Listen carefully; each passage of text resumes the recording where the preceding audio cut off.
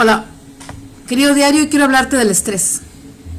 Yo sé que he estado todos estos días hablando sobre cómo funcionan las hormonas y todo lo demás, pero me interesaba mucho saber qué era el estrés.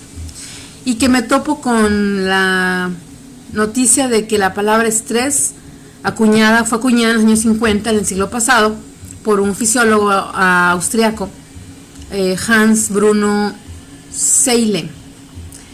Y ese señor, que dicen que era hijo de un neurocirujano hiper famoso, que nunca había escuchado, era fisiólogo y estaba investigando sobre los síndromes y cómo funcionaban ciertas enfermedades en un hospital, y se dio cuenta que muchos enfermos tenían, a pesar de que tenían enfermedades diferentes, condiciones diferentes, estaban ahí internados por diferentes situaciones, tenían factores en común, como síntomas en común que parecían no estar relacionados con sus enfermedades, y eran la fatiga, ansiedad, debilidad, pérdida de peso, pérdida de apetito. Y a él lo investigó, publicó un artículo y le llamó síndrome de estar enfermo. Esa fue la primera vez que alguien empezó a investigar sobre lo que era esta cosa que no se sabía, que parecía que estaba muy generalizado, pero no se había dado cuenta. Entonces él dedica su vida a investigar esto. Estalla la Segunda Guerra Mundial en los años 40, años 30, y él tiene que emigrar a Estados Unidos, emigra a Canadá.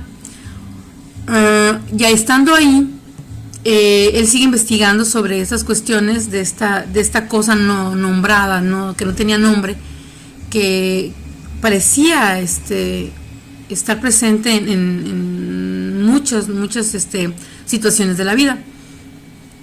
Él sigue estudiando muchos años, y en los años 50 publicó un artículo para su doctorado que se llamaba, se denominó Estrés, un estudio sobre la ansiedad. Él acuñó la palabra estrés sin querer, fue un error, porque se fue a vivir a Norteamérica, y ahí vivía en una pensión donde había muchos ingenieros. Entonces cuando se reunían escuchaba que los ingenieros siempre estaban hablando del strain, que en inglés es este estrés, es este fenómeno en el cual en física, ingenieros, un material o un objeto ejerce presión sobre otro hasta que lo truena. Y le interesó, le gustó mucho el concepto, lo acuñó mal, no era estrés, era strain, y lo publica. Cuando sus compañeros se enteran, lo felicitan por haber acuñado una palabra nueva, que se oía tan fregona, se oía muy bien. Él dijo, no, es la palabra que ustedes utilizan todo el tiempo para ese fenómeno físico. Y le hicieron la corrección, le dijeron, no es estrés, es strain. Él regresa con su revisor de tesis, regresa con la comunidad científica y dice, disculpen ustedes, me imagino que se estresó mucho, pero me equivoqué, es que no hablo bien inglés, y pues que no era la palabra, pero si quieren la cambio. La comunidad científica le dijo, ni se te ocurra. O sea, nos encantó la palabra, y se queda. Entonces fue acuñada como un error y se quedó. Bueno, al estrés de manera científica también se le llama el síndrome general de adaptación, así se le llamó. El síndrome general de adaptación porque es parte de un proceso en el cual el cuerpo siempre está sometido a nuevos a nuevas situaciones, a nuevas más información, y eso le genera una dinámica en la cual se somete a presión y reacciona de diferentes maneras. Científicamente hay dos tipos de estrés, aunque nosotros siempre estamos relacionando el estrés con algo negativo. Hay dos tipos de estrés reconocidos. El eustrés es el estrés positivo, ese que se da como parte de una dinámica de vida, es decir, cuando corremos, cuando hacemos algo que nos haga mejorar, esta presión que nos metemos para hacer ejercicio sin dañarnos, para caminar, para socializar, para esto. O sea, el estrés Es una cosa que también voy entendiendo y es esa parte que les decía, que todo tiene que estar en equilibrio.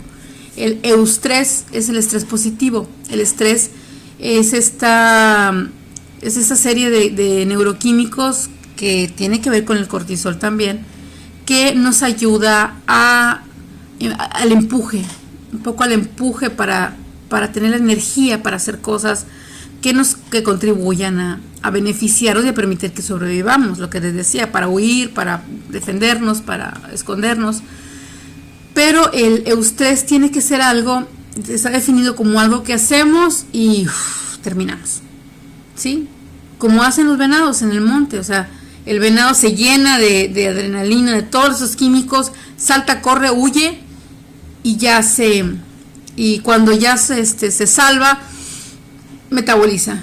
Tengo que hacer una observación aquí, tengo experiencia con animales silvestres en captura. Los animales silvestres no son muy buenos manejando el estrés a largo plazo. Ojo, cuando nosotros capturábamos animales vivos para rescatarlos y moverlos y cambiarlos de lugar, y correteábamos mucho un venado, llegaba un punto donde tenías que dejarlo ir. ¿Por qué? Porque teníamos que drogarlo. Y alguien que maneja vida silvestre sabe que un animal, cuando lo persigues mucho y está sometido a estrés durante mucho, mucho tiempo, un estrés de vida o muerte durante mucho tiempo, periodos muy prolongados, el animal empieza a envenenarse, empieza a tener lisis de músculos, se empieza a licuar por dentro. Y si tú lo anestesias en ese momento, después de haberlo presionado muchísimo, le metes la anestesia y lo paralizas, lo vas a matar. Porque los animales, o sea, ¿por qué? Porque no están acostumbrados a estar en periodos de estrés tan prolongado, ¿sí? Huyendo durante tanto tiempo, escondiéndose durante tanto tiempo, defendiéndose durante tanto tiempo. Y el animal, cuando tú lo haces la autopsia, porque me tocó hacer esas autopsias, lo abres y los músculos se volvieron gelatina, son como una gelatina negra, porque el animal se envenenó con toda esa adrenalina, con todos esos químicos, y se le licúa todo por dentro, se coagula. Algo similar sucede con el estrés en los seres humanos. Ahorita voy a hablarles de otro tipo de estrés. Entonces, el estrés no es malo si es para sobrevivir y es en periodos cortos. Y luego lo metabolizamos, como pasa con los animales silvestres. Bien, el distrés es el eustrés. El eustrés es el positivo que en periodos cortos nos ayuda a seguir viviendo. Y después viene el eustrés. Perdón, el distrés. El distress en inglés, ¿no? El distrés es hábito del estrés prolongado. O sea, estamos estresados y no lo soltamos y nos enfermamos y tenemos reacciones negativas. ¿Por qué? Porque decíamos, el estrés, las hormonas del estrés, los glucocorticoides, el cortisol, la adrenalina y esos, cuando estamos en este modo de supervivencia, lo que va a suceder es que muchas funciones se van a detener. Y yo decía, ¿cómo sucede eso? Bueno, resulta que las hormonas del estrés generan supresión de muchas funciones. O sea, a la vez que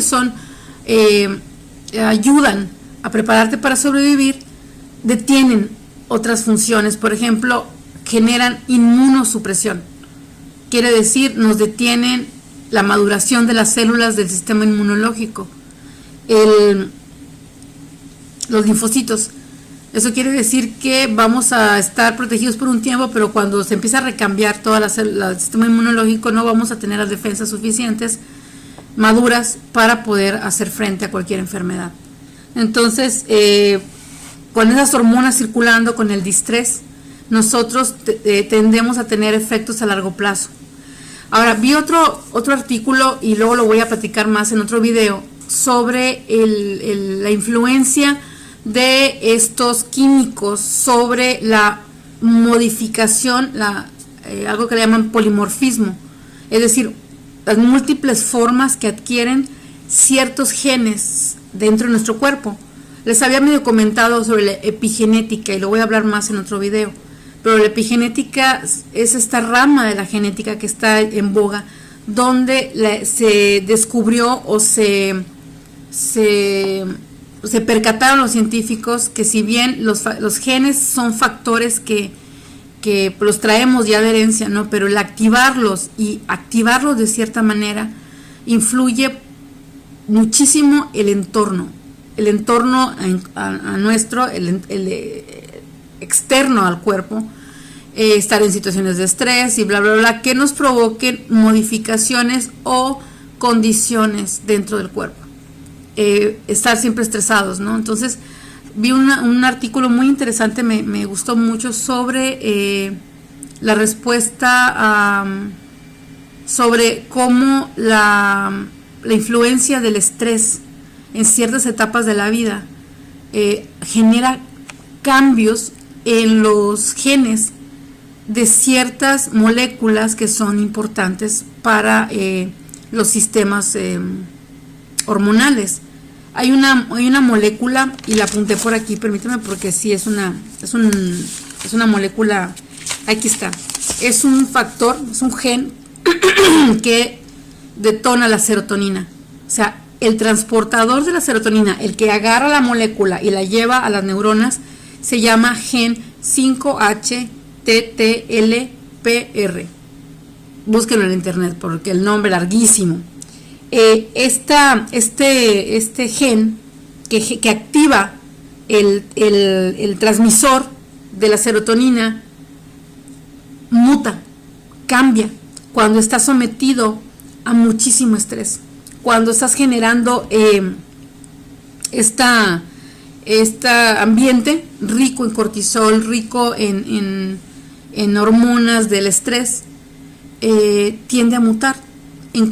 Hicieron un estudio, es muy interesante, lo platico en otro video, sobre cómo el maltrato prolongado, el maltrato a partir de la infancia y en otras etapas de la vida, hablando de maltrato desde abuso verbal hasta el abuso sexual, ocasiona cambios en la morfología de ciertas partes del cerebro por la generación constante de ciertas hormonas. Entonces, el estrés como elemento clave en la modificación y en esta cosa de cómo nos comportamos y cómo nos sentimos, es una cosa que tenemos que aprender a combatir, y para aprender a combatirlo necesitamos conocerlo.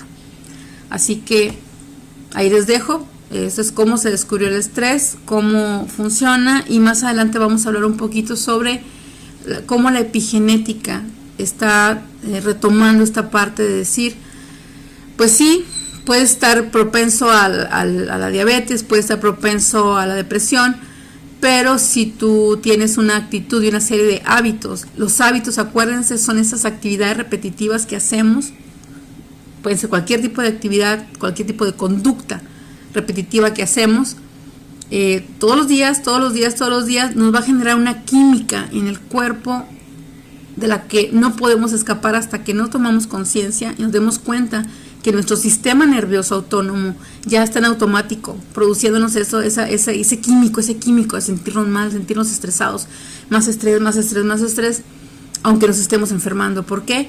Porque el programa ya se metió en automático y el estrés está sentado como una condición cotidiana, diaria y normal. Lo hemos normalizado, pero nos puede terminar matando. Y aquí la idea es entender cómo funciona para que eso no suceda.